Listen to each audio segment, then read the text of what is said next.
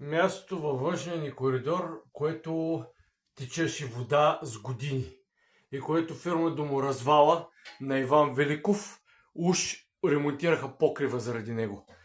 Откривам тая вечер и това на своя таван. Падат ми парчета,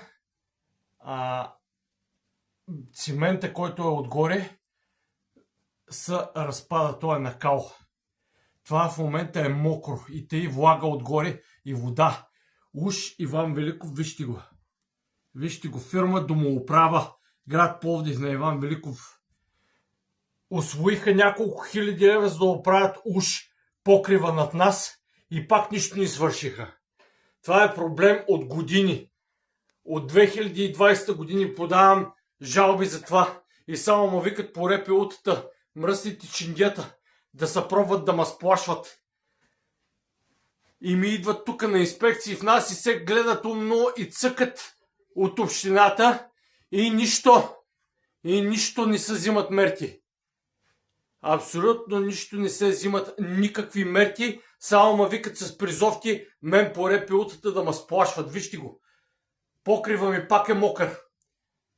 Покрива на апартамента ми пак е мокър, въпреки уж ремонтите на Иван Великов и на фирма Домоуправа.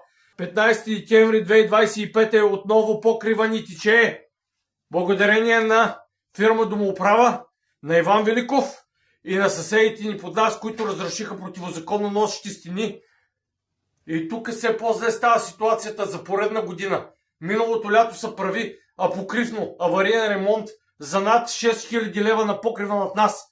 И вижте резултата. Вижте резултата. А Димитър Симичев или Симичисти, или както му е там име, ще ме вика пак в пето РПУ-то, сигурно да се пробват чингетата да ме сплашват и ще идват полицайчета да ми връчват призовки вечерно време, сега като подам нова жалба.